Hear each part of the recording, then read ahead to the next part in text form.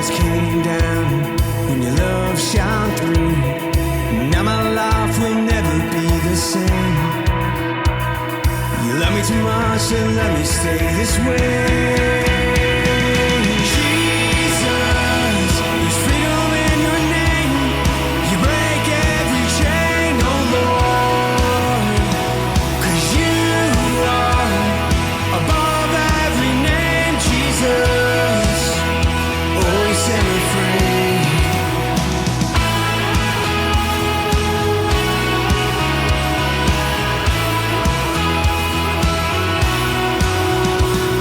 Now I live my life, singing songs of praise, proclaiming everything you've done for me. Good morning. Welcome to the Warrior's Way. Our warrior this week is John. Say good morning, John. Good morning. All right, we're going to get to him in just a second. Welcome to UCAN Studios. If you have not gone to spiritualwarfareunit.com and checked out what we're doing, do that. If you know anybody that's struggling with food or clothes or alcoholism or drug rehabilitation and need help, you go down there, click on struggling. You go down there, see our people help with baby formula, food, clothes, whatever it is, and you get to be the person that gets to help somebody. So if you haven't checked that out, check that out. We also check out John's website at weareemmanuel.life. Weareemmanuel.life to check out what they're doing. All right, I plugged your stuff. How are we doing this morning? I'm doing pretty good. How are you? Good. So John is my buddy who happens to be a pastor. We're not going to hold that against him, even though we probably should. And you have two locations, correct? One in Davison, or no, one in Flint and one in Grand Blanc. But the one in Flint's really close to Davison, and the one in Flint is close to Grand Blanc. It's weird, right? It's weird, yeah. Yeah, okay. And so we're going to get into why you're doing that. But before we do that, I want people to get to know you. So Okay. where are you from originally? Like, I was born in the Detroit area, and I grew up in the Detroit area. I lived in Warren most of my life, so. okay, so you, what year? I'm an old guy, man. Yeah, I know. We just want to know the year. 1973. I want to make sure they had October 4. colored cameras back then. Yeah, they probably didn't. Right. Black and white TVs, all that good stuff. Yeah, right. You could still hit it and it would work properly. Yeah, a little The bit. tinfoil. Yeah. All right. So 1973. All right. And then what area did you grow up? Where was it? Suburbs? Was it downtown? Yeah, Detroit? suburbs. We lived in the city till I was 5 years old, and then we moved into Warren. So. All right. So what did your mom and dad do? My dad was a supervisor at the post office. Okay. And so he had different opportunities there, different locations. Sterling Heights was a main part of it. And he never went postal? No, not a funny story. I was actually at a basketball tournament my senior year when that all happened. No And my kidding. Basketball coach came up to me. We were out of town. We were in Wisconsin. He comes up to me. He's like, John, I just want you to know there's a shooting at the post office. That's how he led with it. Well, that was the start off. That was the start off. And then he said, but just so you know, your dad's okay. I'm serious. I think man. I would have liked that guy. Yeah, it was. Yeah, kinda- because your heart went. Yeah, exactly. It was crazy. Wow. He was on 2020 though. No kidding. Serious. He was on 2020 for all Because that. it happened where? Well, it happened. what was his- It happened in Royal Oak at the headquarters, but Yeah. as one of the main supervisors in Sterling Heights, they actually interviewed him. He could have been in Royal Oak that day, actually. No kidding. Yeah. So he had to manage that whole insane process. He was part of it. Yeah, not the Wow. only guy, but Yeah. Man, that's nuts. Okay, so, and your mom, what'd she do? My mom was a homemaker. She took care of the home. Very traditional. So, and you're Italian, right? Yes, This sir. dude eats pizza like nobody's business, Oh, right? you Like, don't you know even when know. there's a large, you're getting 2 or 3 pieces. That's what. And then you're like, here, eat the bread so you don't eat the bread. But you really want to eat the bread? Yeah, I eat pizza like. I don't know how you stay so thin. I swear. I am not very thin. I just hide it really well. Well, the camera only adds a couple 100 pounds, so it'll be fine. There you go. No, I ate pizza yesterday. Of course you did. So, so grew up Italian. Mom obviously is a good cook then. My mom is not Italian, so that's No? yeah. Dad's Italian. My dad's fully Italian. My mom is Russian and German. Ooh. So I always used to joke around that I'm a fascist, a Nazi, and a communist all rolled up into one. That explains like so many things. Now I get it. My mom's a good cook, though. My grandma taught her really well. It's a DNA thing. Yeah, it's a DNA thing. Nice. All right, so you're growing up, and what county were you? Troy? No, it was Macomb County. Macomb County. Okay. Yeah. So that's one of the higher, better suburbs outside of. Very nice here. Macomb's really nice here. Macomb's What nice. mile were you at? Oakland is even nicer though. Yeah. So we lived in 3 different locations in Warren: 10 Mile in Groesbeck, Yeah. 12 in Hoover, and then 14 in Hoover. So, All right, so you just got getting better and better. Yes. All right. Basically. Yeah, because like the 10-mile area is the average 50, 60,000 home. Then the 12 is like the 80, 90,000. And then 14 is like the better ones. It was better, but Yeah. So you're a rich kid, man. I was not a rich kid, man. I was not a rich kid. I was a cool kid, but not a rich kid. I had to throw that out there. Yeah. Why not? All right. So anything in like elementary school or as growing up that really cemented in your mind, like to help make your mind who you are, like because you're a very like decisive person. You make decisions like boom, that's the answer. Like, was that just the way you were, or is there something like as you were growing up when you were younger that helped mold that part of your brain, or is it just the parents, the school, and all that? Just Well, my mom is very organized and structured, so that was something that I got from her. She was very almost OCD in her nature, so that was something that kind of she translated over to me. My father is more of a gregarious, outgoing guy, so I got some of that. Not as much as you, but I got some of that from him, and so some of those things I definitely received from my parents. My dad's way more extroverted. My mom's way more introverted. So I'm kind of a blend of both. I guess they call that an omnivert. And so that's omnivert. Yeah. Instead of an extrovert and an introvert. So you just got it all. Is that what we're trying to Yeah, that's what I'm trying to say. I'm man. not saying that you're high on yourself. I'm saying there's a chance. No, so you just kind of grew up in that environment because it's the story. Your story is interesting because most people have like this dramatic thing that happened and then that turns them towards the direction. But you didn't have that. It was just kind of this, like your dad situation. We'll get into in a little, in that, and then that kind of drove that direction. But it's kind of neat because that was growing up. They're just regular parents. Work hard. Yeah.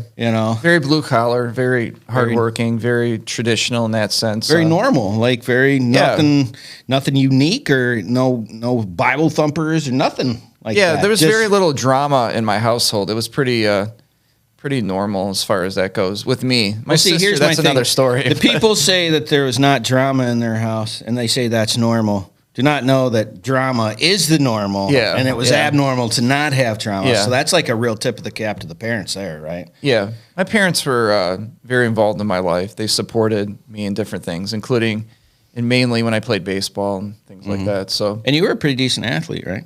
I was a great athlete. Wow. Here it comes. No, I was so I grew up playing baseball from about 8 or 9 years old all the way through part of college, and so that was a sport I was pretty good at. The other sports like basketball and soccer, I mainly played just to stay in shape. I was not all that great in either of those sports. But baseball was the one, huh? The eye-hand coordination there? Yeah, I just grew up, I was in that era where opening day, and now it's East Point. It was East Detroit back then. Yeah. There'd be a couple thousand people and, just a big deal. So I grew up in the era where baseball was still really a big thing. And so I love baseball. I think it's one of those excellent things, teach kids how to get along with other kids, and you get to get outside, you get exercise, you learn how to work on as a team. Yeah. Like I find that very educational to kids because a lot of people don't know how to be social. They don't know how to communicate. It's crazy. Yeah. But that's all right. So in your younger years, you're just growing up, living life. Everything's kind of is what it is. And then, like, what schools were you going to?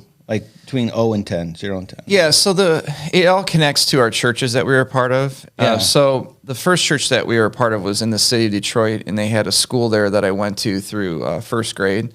It was called Metropolitan Baptist Tabernacle, the school. So it was an ACE. I know, it's a crazy name. That's a long one. I know, it's a long one.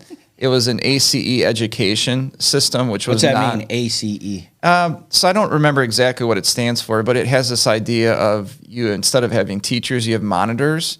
And basically, they give you these booklets called PACEs. Okay, I know what you're talking about. I know what you're talking about. You kind of go at your own quote-unquote pace. Right. And but how many, 5-year-olds are motivated, right? I would be the one kid that would be like, I got to get through this. A, B, C, B, A, C, C, C, B, B, A. Yeah, well, I was the kid who was not motivated to do anything. So when we ended up moving from that church to a different church, and then I got put into a different Christian school, I struggled. So you went to Christian school your whole life? I did, yeah. I was a Christian school brat my whole life, which is ironic because as a youth weird. pastor, So was I. Look how that turned out. Yeah. Which is ironic because as a youth pastor, I was very, very connected to the public schools and outreach and all those things. So yeah. That's so funny. I know, it's crazy. Yeah. Well, here I am, sweetheart. That's funny because your experience was so your family fit in with that whole functional core and group and all that stuff. Well, in the 70s and early 80s, like everyone was putting their kids in the Christian schools when they came to Christ. And so there was a real fear of the public schools. And so that became, the real focus of my life back then. Wow. Yeah. All right. So from 10, you're going there. And then what happened? From 11 to 15, what was any experiences in that time frame there that you were dealing with? Yeah, so in that time period, I started getting involved in the youth ministry that our church was a part of, and by then I was playing early high school baseball. So all those things were really impactful. Were you involved in church Yeah, so the youth group was a big thing for me because my parents really believed that was important. So when I was playing Little League Baseball, matter of fact, on Wednesday nights, they'd only let me play half the game. Then I would go to my youth group. So they pull you out of the game? Yeah, they pulled me out of the game, which at the time I had a hard time with. But I look back on it now, and I really look at it as what I call a spiritual marker. I'm glad. Really? I'm really glad that they did that because it really taught me some priorities in my life, So I continued to play baseball, but I also was involved in my youth ministry. So by the time 11 to 15, this whole adolescence thing was happening. But I was a little different than most guys, man. Yeah, were you fighting with your dad during that? Most guys get that. Yeah, you know how it is. You hit 13 and you know everything. Yeah, clearly. Yeah, clearly. The information I lost from 13 to 25 was immense. It's incredible, right? Yeah. So I knew everything, and so it was not so much with my dad. With my mom, we would butt heads a little bit. So really, so the introvert was the one that you always fight with the one you're most like. Right? Yeah, I guess so. I guess so. But yeah, that's I was really involved in their youth ministry and playing baseball, and but I was a different kind of guy because of course I was attracted to girls, but I was consumed with sports. Mm-hmm. So that was the thing that drove me. Yeah. Yeah. So I'm a University of Michigan fan. Yeah, we're going to get to that. Oh, okay. Well, we're not going to. And when did that love start? Because it's annoyingly there.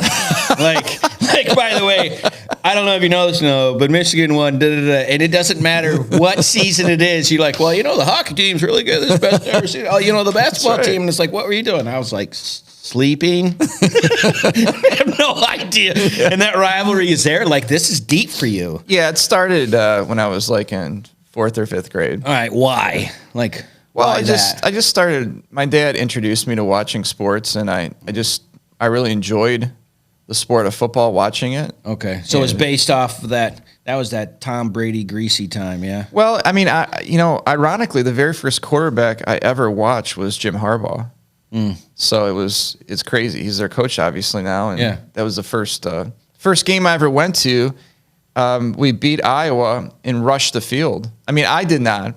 Because I was 11. I like how you're we. That's right. And my uncle wouldn't let me because I was with him. But, and so, it was a lot of fun. I love seeing a guy hit another guy legally and, all So you're a violent person. That is an excellent place to take a break. If you've not gone to weareemmanuel.life to check out what he's doing, please do that. If you haven't gone to Spiritual Warfare Unit to check out how to help somebody, please do that. Sit tight. We'll be right back. Taking a quick break from our podcast. I wanted to let you know about our life application program that we have for churches and nonprofits in the area that are trying to find programming that they can use in case the corona shuts you down and you're not able to get in. You go to spiritualwarfareunit.com. You click on our episodes, and you can check out our programs for as little as $29.99 a month to make sure that we're still getting the word out to those people that need it. Now, back to the program. All right, welcome back to the Warriors Way. Our warrior this week, daughters were calling, so we had to check. So, being a good dad. And as we finished our last session, we're here with John from Emmanuel, and he finished up with he likes to smash people, so it's kind of good that you're checking on your daughter. But you enjoyed that.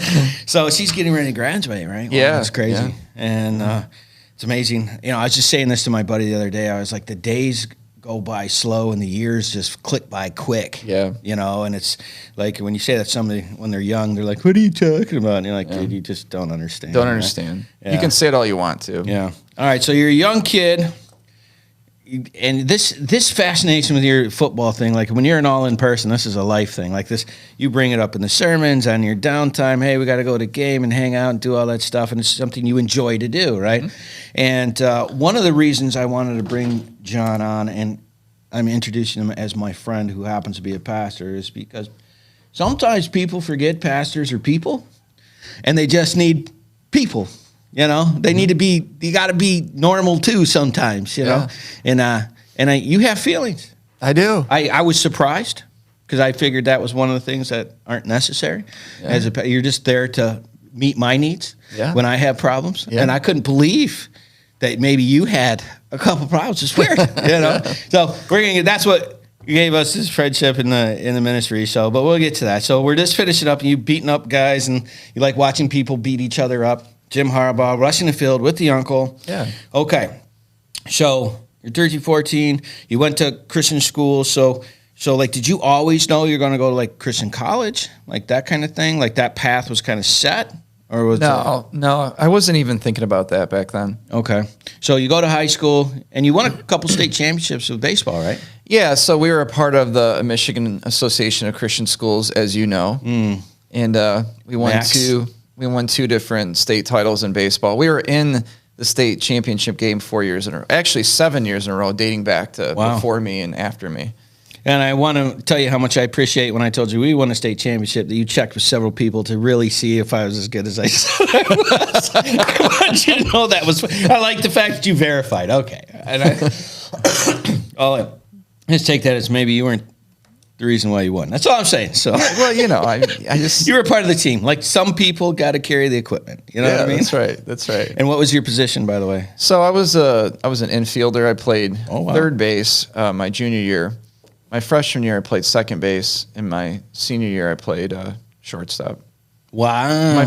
So I went out of order on that. Freshman second, sophomore second, junier third. Nobody actually cares about shortstop. the order. Yeah, I just wanted to make you feel cool for yeah.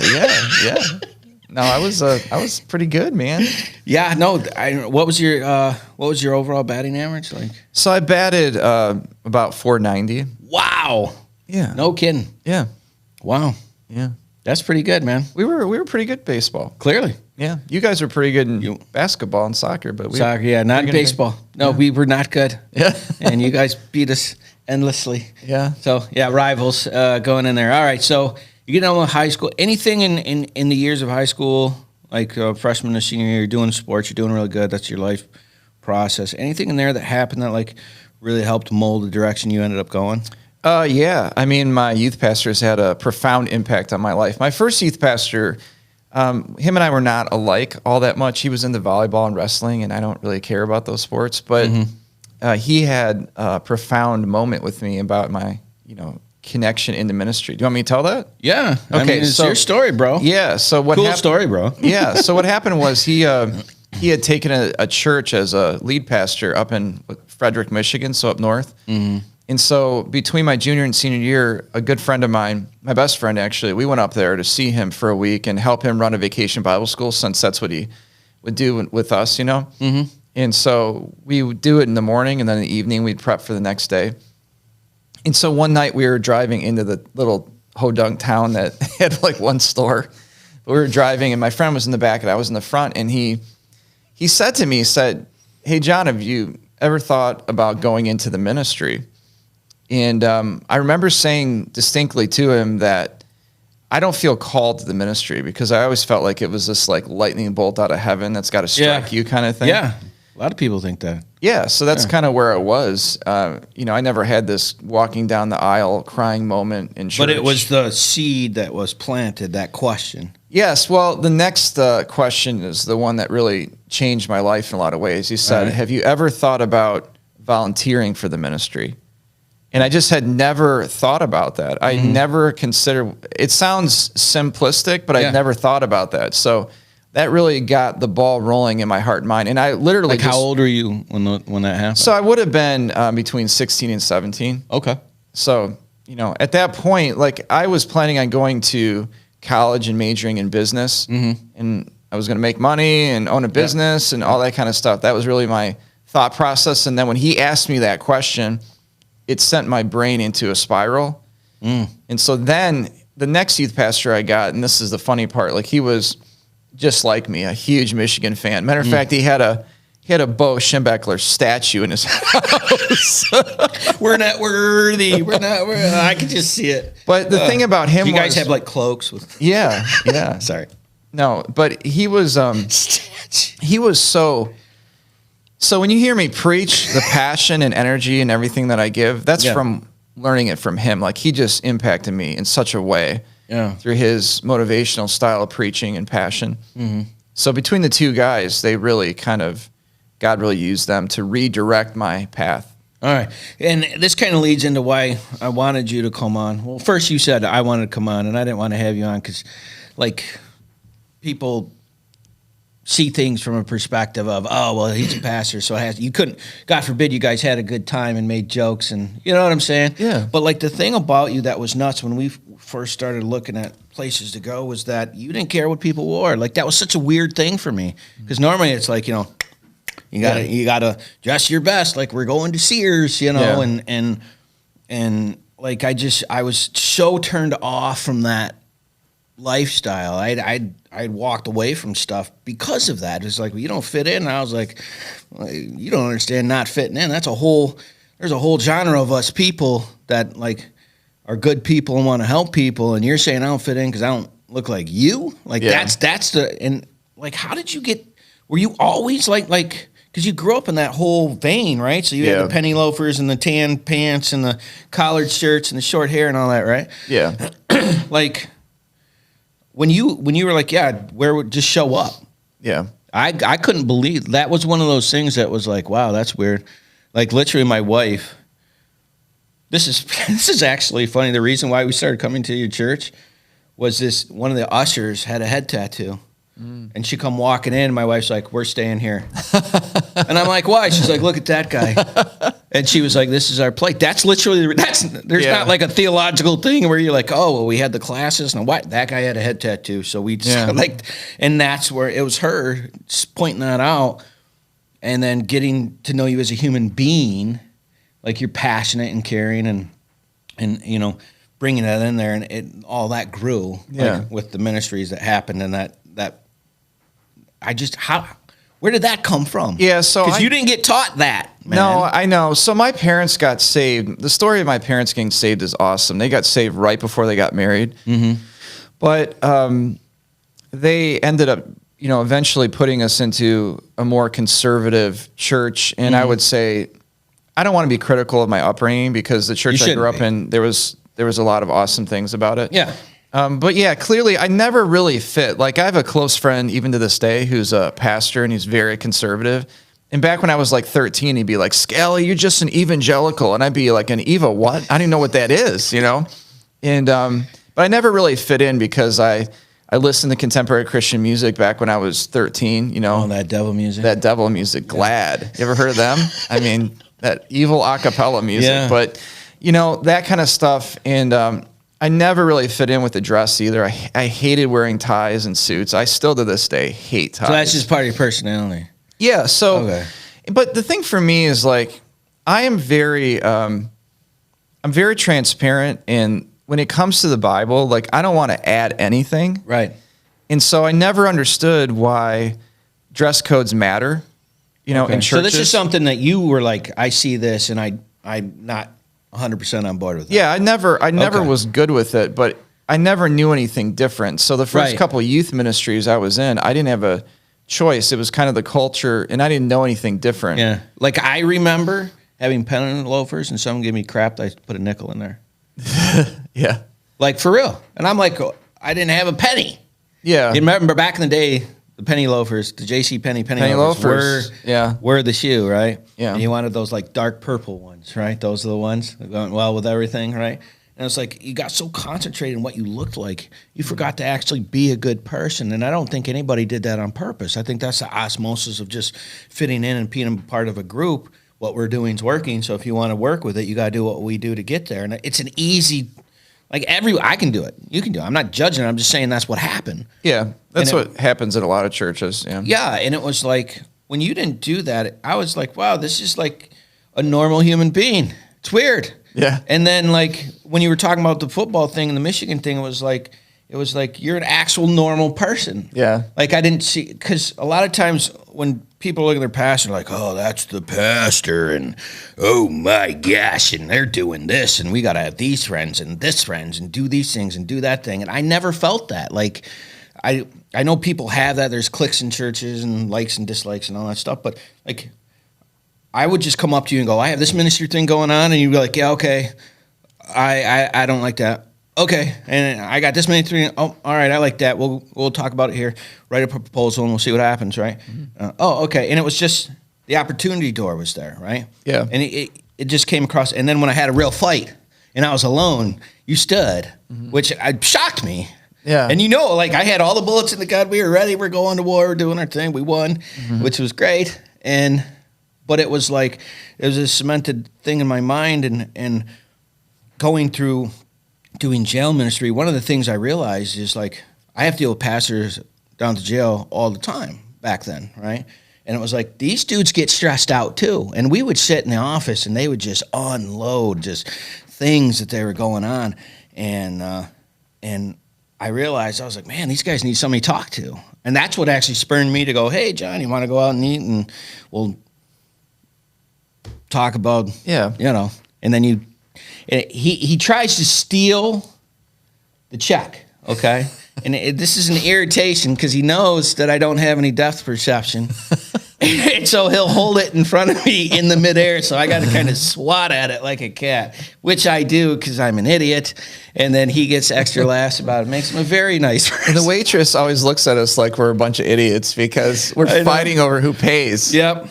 Yeah, because like the first 3 times we went out, and I was like, yes. And you're like, what are you like excited for? And I was like, I got to pay. And you're like, oh, that's what this is. And then it became a thing. If I'd have just kept my mouth shut. Dude, I'm so competitive. Because you were so competitive. And I love that part about you. So like when we get back from this next break, we're going to get into a couple of funny stories, but we're going to get in the college years and the defining factors and moving forward. If you haven't gone to weareemmanuel.life, please check that out. You can also go to eflint.org. There's an app. And please check out our spiritualwarfareuunit.com for inspirational thoughts, helps, and helping other people. Sit tight. We'll be right back. I'm really impressed with the teachings that Isaac has been bringing to us, as this is all based from Proverbs. I like it because it's simple, and it doesn't matter who you are. It's very easy to understand and apply to your life. It points out, my bad parts, and but it's showing me how to do the good parts.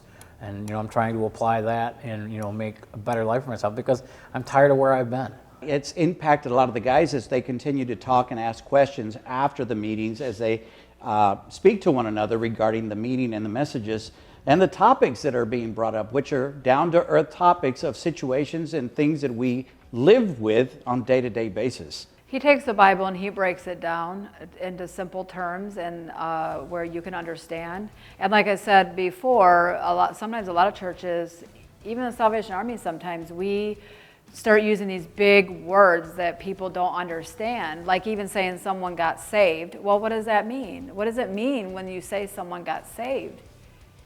And it's accepting Jesus into your heart.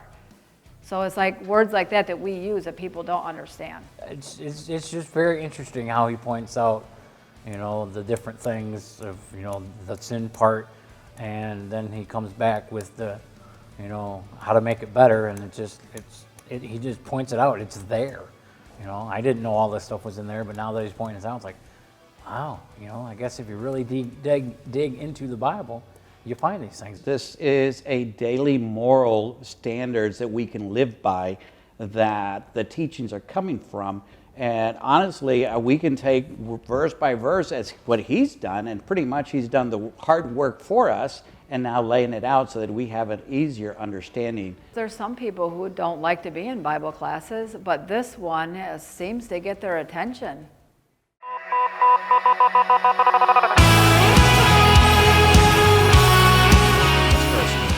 was like, no way. So people that are talking about breaking the rules use their fingers to speak to each other. And that's what gangs do to communicate from point A to point B. It's almost like this has been in the Bible for 2,000 years. And people feel like it's a new thing. That is unbelievable, isn't it? That things that are happening in your life today are in here from 2,000 years ago. That's very weird. You love me too much and let me stay this way. Jesus, there's freedom in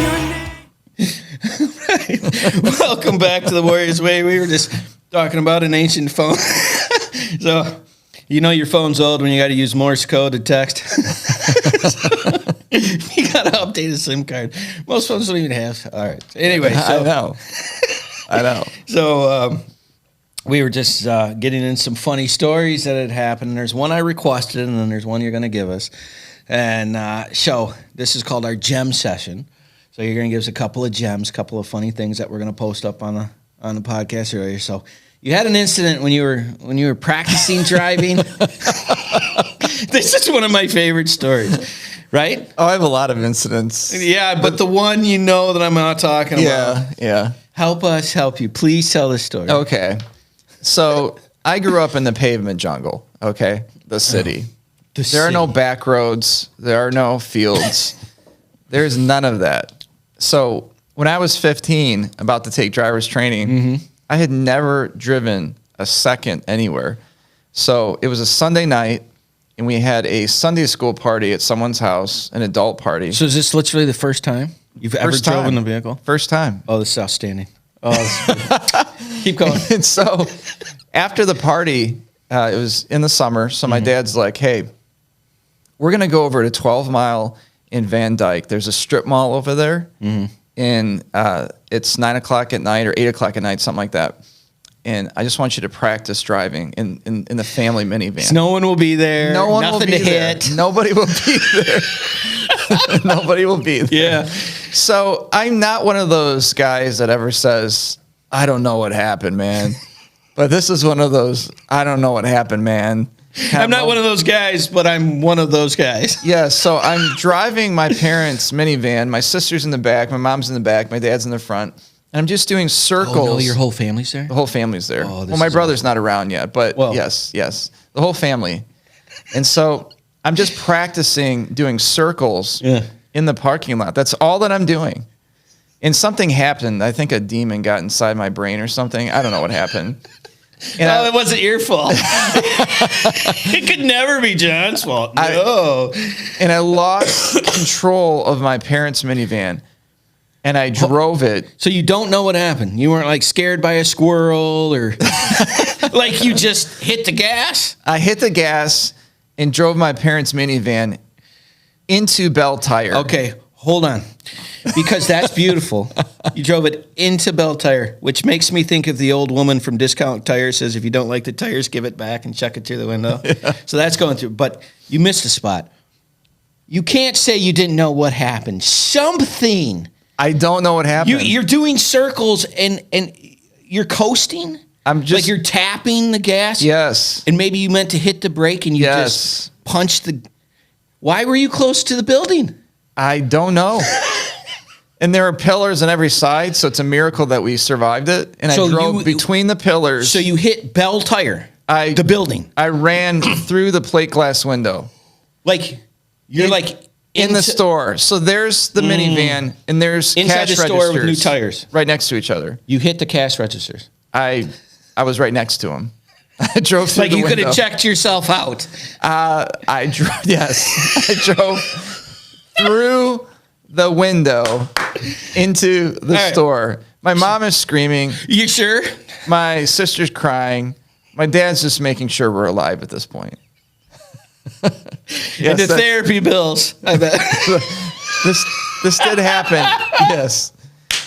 Yes. Oh, this is so... Oh, I'm actually... Oh, I got to get the tear. Oh, that's a gem. So, like, did you want to drive after that? No. No. You're like, okay, the first time I did it was a massive failure. We're just going to move on. Yes. No kidding. Yeah, it was rough. I was a rough driver early on. That's amazing. Yeah. Okay. And and you said you had a second one, and something about Banana Boat, which is a ice cream place that we have around here. Yeah. All right. You haven't heard Imagine that. this It was one about yet. food. I knew we were going to get there. So a week ago, my daughter had her very last band concert at Davison High School. That's where she attends. She plays the flute in the band, and she also plays the keyboard in our youth band in our church. And so after the concert, we're like, let's go get ice cream. So where do you go to get ice cream? You go to Banana Boat on Davison Soft Road. serve with the. I mean, they give you buckets of ice cream. Yeah. You can hear yourself getting fatter. While It's like you're there. it's like the Tonys of ice cream, basically. Yeah. From Birch Run. Yeah. So anyway, I think there's bacon for one of those, actually. yeah. And so we get there, but here's the thing: my wife always mocks me about this because when I get ice cream, I like to get bananas and strawberries ice cream. And she should mock you, just for the record. She should not. I'm on her side. I've been there. I've seen it. Okay. So she's always about chocolate and marshmallow and cookies and cream and Reese's and all. And I like that stuff too. But I just love bananas and strawberries All right, so in get my your ice thing. cream in a mixer or a Blizzard. And the thing is, like, it's called Banana Boat. Okay, Banana Boat. So we're in there. And we're about to order, and she's making fun of me. Oh, what are you going to get? Bananas and strawberries. She's making fun of me. She's like, you're not even a man. All you like is bananas and strawberries. She doesn't say that, but it was kind of going That's like just your interpretation that you're not a man because she's mocking you. it's kind of going that way. She looks Wow. at the girl at the cash register, and she's like, isn't that pathetic? He wants bananas and strawberries, ice cream. I mean, and the lady looks at me, and she's like this, and I'm like, don't you say nothing. And so I was a youth pastor for 17 years. Yeah. And I worked with adolescents forever, junior hires forever. So in my greatest junior high voice, I look at my wife and I'm like, shut up. Just like that, shut up, and we tease and joke around a lot. Yeah. So I tell her to shut up. And I look out of the corner of my eye and there's this couple staring at us. I mean, they saw me tell my wife to shut up and they're staring at us. So I look at them and I'm like, you guys, we're just playing. It's just all fun. I'm just having a good time. It's all fun. And the lady looks at me and she's like, aren't you the pastor of Emmanuel? I knew that was coming. Oh, God. That is so great. And I had never seen this lady a second of my life. And so you're like, well, what did you say? And I'm like, you got the wrong guy. I get that a lot. He's a lot chubbier than I am. Yeah, so that happened a week ago. That's awesome. Because we had that incident of the soccer game, that one that I went to. Your son is like, actually, I'm.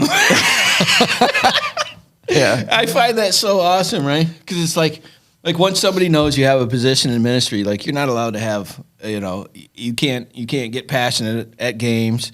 You can't get frustrated with people. You're not allowed to, make fun or be somebody with your wife. Like my favorite thing about your wife was when we were at that Christmas function where you got me that really great present, which worked out well for me, I might add, in the end.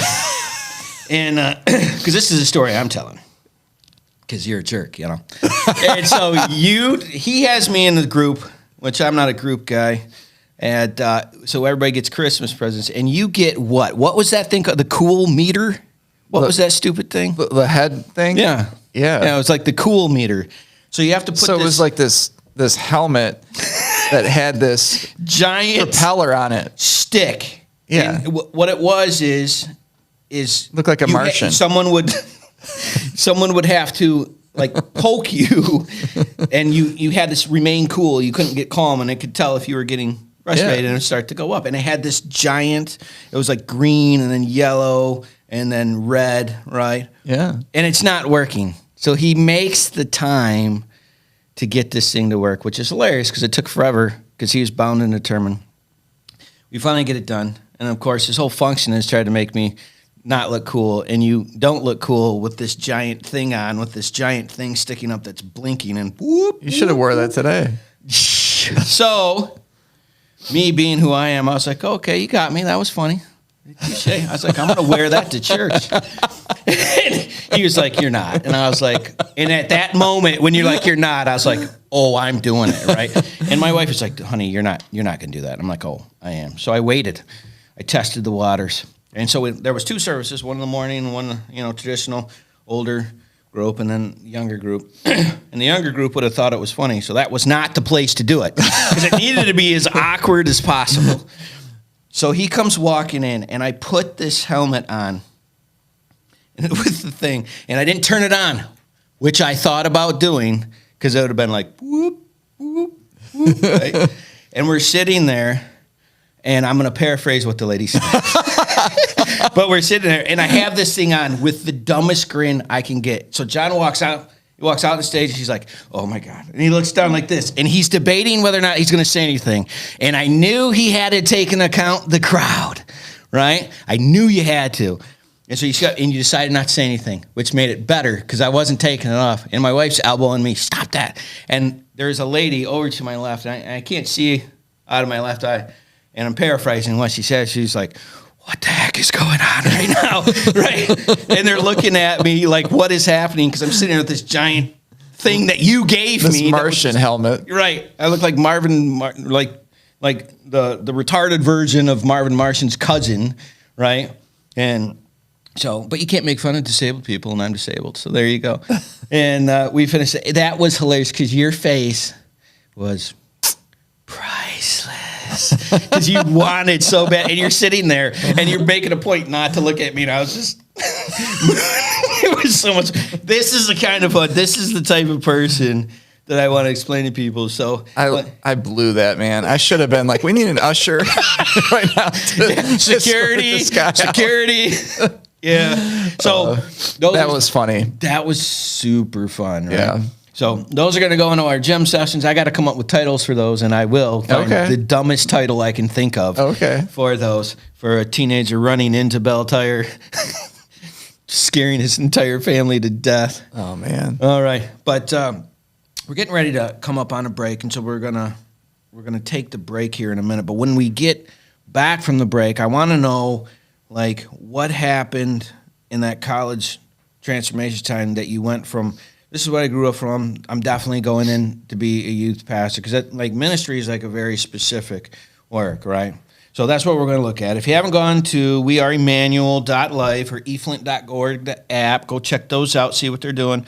Please hit up Spiritual Warfare Unit, like, share, and subscribe. We'll be right back. Hey, it's Aaron with UCAN. Just out here today at the Valley Area Agency on Aging event, Senior Power Day.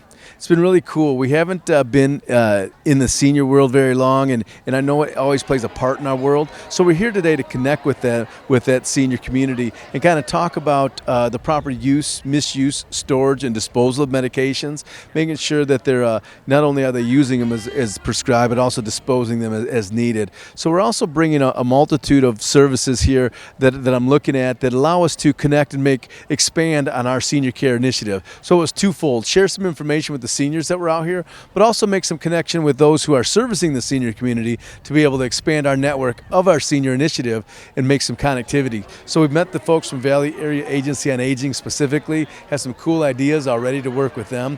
We'll talk to McLaren and Genesee Health Plan as far as the Medicaid sign-ups and things like that. Veterans are here. The Genesee County Services for Veterans is here. So really have some great connectivity going. Good start to our senior care. A great day here. There's a lot of people here. There's been probably 200 to 300 people here. We've been here since 9, so it's been a rewarding event. Most people do look at our table and say addiction and don't look, but there's been those handful that do come over to us and say specifically, hey, can you come to this event, or can you come speak to us here or there? And that's kind of what we're after. We're really after the focus on how we can continually expand our reach into this community. So it's been a good day. We look forward to continuing the rest of the day, and we'll circle back again another time. Thanks again.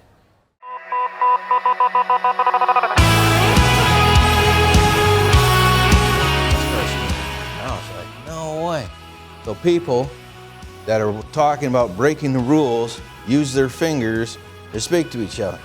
And that's what gangs do to communicate from point A to point B. It's almost like this has been in the Bible for 2,000 years. And people feel like it's a new thing. That is unbelievable, isn't it? That things that are happening in your life today are in here from 2,000 years ago. That's very weird. You love me too much and let me stay this way. Jesus, there's freedom in your name. All right, welcome back to the Warriors Way. Our warrior this week is John Scaley from Emmanuel, and we are Emmanuel.life. So we were just getting into your college years, and you decided to be a youth pastor because of your youth pastors, right? Both of them had a huge impact on me. All right, so went through college, met the wife. I did not meet my wife until after college. We went to different colleges. Where'd she go? She went to Bob Jones University. Woo! Yeah. And you went to? I went to Maranatha Baptist Bible College. Oh, Maranatha. All right. Yeah. So you get out. Did you meet at the church? Like, how did that work? So real quick. My wife worked at a Christian camp with my sister. So that's how we got connected. But we kind of knew each other at some level through youth activities in high school. Okay. So all right. And you were how old when you started dating?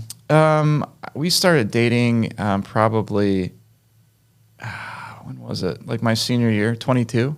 Okay. Yeah. And so did you come right out of college and go right into? Yeah, 2 weeks out of college, I was in a small church in the middle of nowhere called Goodles, Michigan. Goodles? Goodles. That's a real place? It's a real place. Like you can Google Goodles? Yeah. It's keep going east toward Port Huron. You hit Wales Center Road before you get to Port Huron. That's Goodles. Goodles. Yeah. Well, there's a plug for Goodles. There you go. We didn't realize that was a thing. Yeah. That's outstanding. Yeah. And then how long before you went from Goodles to? So I was in Goodles for 5 years. Okay. As a youth pastor, and then from there I became the youth pastor of Cornerstone Baptist in Swartz Creek. Okay. And then from there I became the youth pastor of what's now called the River Church of Goodrich. Mm-hmm. At the time it was, when I first went there, it was Atlas Community Baptist Church. It became the Point Church, and now it's the River Church of Goodrich. All right. And so from the time you started at Goodles, which that's going to get some run on me, I promise. Yeah. So from Goodles to the time you left being a youth pastor for the River Church, how long is that process? So I was in Goodles and at Cornerstone for 9 years, and I was at the River for 7 years, and then we've been at Emmanuel for 10 years. So 16 years. So 16 years of being a youth pastor. 16 to 17, yep. Okay. And then why did you strike out to be a head pat? What made you make that click?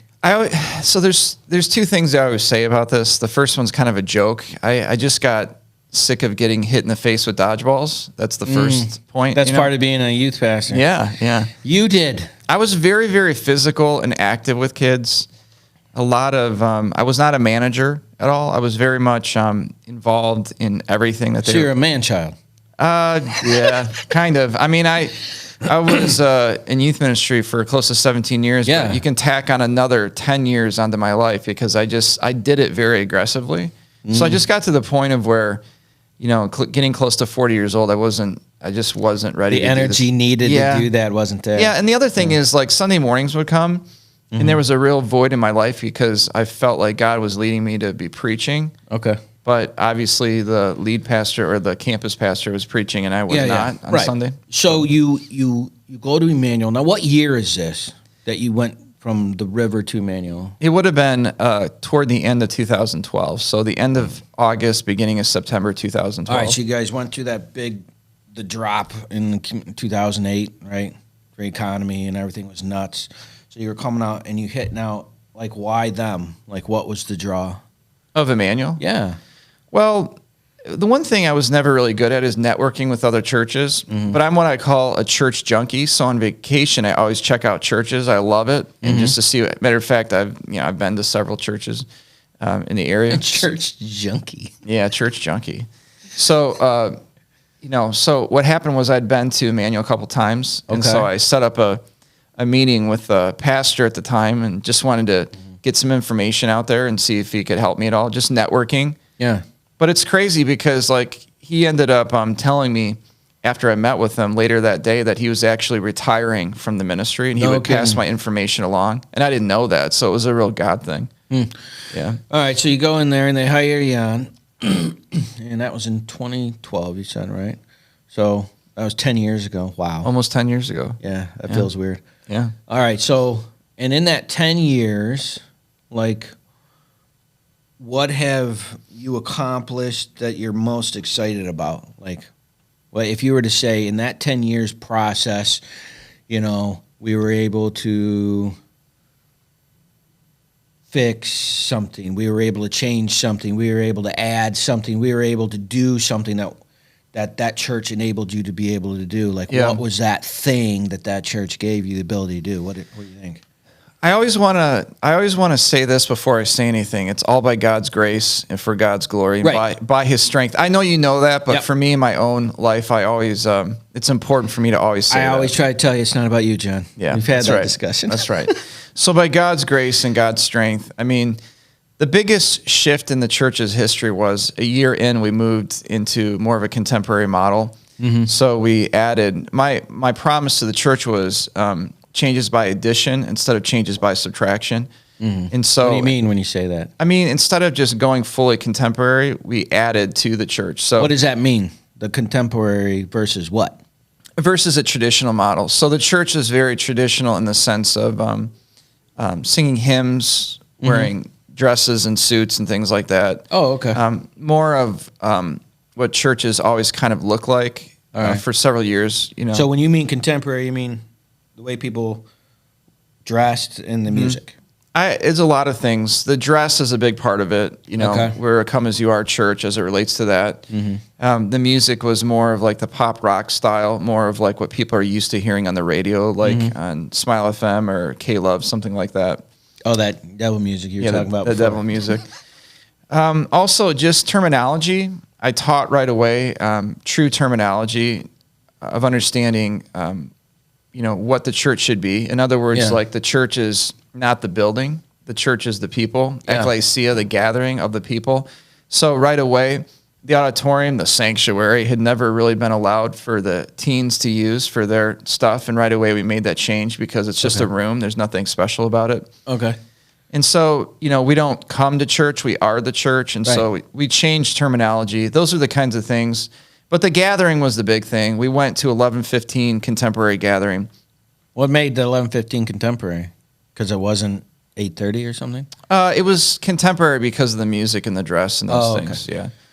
All right, so and you guys have a model of Connect, Grow, Live, right? Can I say this real quick? When it relates to the change, the key is like being seeker sensitive in the sense that like we want people to come and feel comfortable. Seeker sensitive, you said? Seeker sensitive. What does that mean? It means that we want people to come and there's no barriers to them hearing the word of God. Once they hear the word of God, though, we hope that God really convicts them and changes them from the inside Sure. out. So that was the big thing. gotcha. We wanted to be So you want culturally people to relevant. feel comfortable when they come in, Yeah. and to do that requires people to understand people are in different positions than they are Yeah. in their religious life, right? We call it contextualization too. We wanted to reach de-church people and unchurched people. Yeah. All right, so the whole purpose was just to make sure that we're still a battleship picking people up that were lost, and Yeah. not a cruise ship that was going along. All right, still the same function. All right, you got to use short terms with me. I ain't as smart as the rest of y'all, so I just want to make sure that us dumb folk could understand. So and you came in there and you guys came up with this Connect, Grow, Live thing. Now, where did you get that from? Just something that I came up with.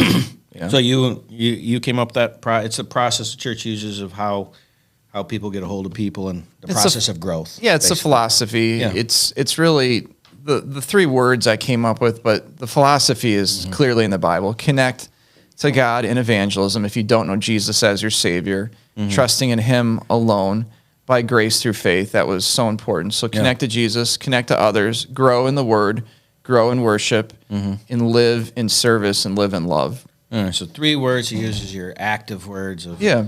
All right. So you came up with that, and then you guys were able to expand. And it took. When did that happen? This year? Yeah. Yeah. So went to just a Flint campus. It's right on the edge of Flint and Davidson, and this Yeah. is what gets people funky. Yeah. because they'll come to the Grand Blanc one, which is right on the edge of Grand Blanc and Flint. And they're like, Yeah. oh, that's a Flint campus. No, that's Grand Blanc. But really, it's Yeah. kind of the Flint campus, and that's kind of the Davison campus. But it's the opposite, technically. Right? Yeah, the Flint campus is Flint Township, and Yeah. we're a quarter of a mile outside of Davison. So Right. we actually have more Davison members than Flint members. All right, and then so the Grand Blanc one, you actually have Mm-hmm. more Flint members than Grand Blanc members, I think. Yeah, I don't really know the answer to that, but it's definitely on the edge of Burton, Flint, and Grand Blanc. Yeah. So and it seems to be super diverse with the amount of people we have in Mm-hmm. there, which is cool. And so I wanted to get you on here so people saw you, my friend, Mm-hmm. who is a pastor and that has two church campuses of people that are coming together and hanging out and helping people in the community and doing good. And you've been pushing that, and your team's been pushing that. And let me give a shout out to my boy Dan, the assistant, because the assistants never get a shout out, and he makes you look good, but he's doing all the work, and we know this. So Dan gets a shout out because the assistants we know do most of the work, and you got to look good, which is you're being successful at. Probably. And but I wanted to tell you thank you for what you do. Yeah. You're a person who's a community person who is able to go to somebody and say, "Hey, we're doing these things for a community. Are you interested?" And you say yes versus, "Well, this is our mold and you have to do that mold." Is great because it allows for us to be able to reach out to more people and help people. And so you guys were a really great help in the community task force and getting the food out, which was insane during COVID. And I just want to tell you thank you for that. I want to tell you thank you just for being a normal human being. And I wanted people to get to see my friend John as my friend John. And I just want to thank you for coming on. If you've not gone to weareemmanuel.life, you have missed your opportunity. Just kidding. You can check it out anytime you want. The internet never dies. And if you want to check out the app, it's eflint.org. It's a little E. Click on that. You can go check out the things they're doing. If you need help, you need someone to talk to, I'd call Dan, not John. And, buddy, thanks so much for coming on. Yeah. You guys, thank you for watching, and we will see you next week. Do you have a nonprofit in your area that's doing a lot of work that people should know about? Feel free to contact Spiritual Warfare Unit at 810-715-9319, and we would love to have them on to see what good they're doing in the community and find out their story. Thank you so much. Spent so much time believing the lies. I knew I wasn't meant to live this way. But my walls came down when your love shone through. Now my life will never be the same. You love me too much to let me stay this way. Jesus, there's freedom in your name. You break every chain, oh Lord. 'Cause you are above every name, Jesus. Oh, you set me free.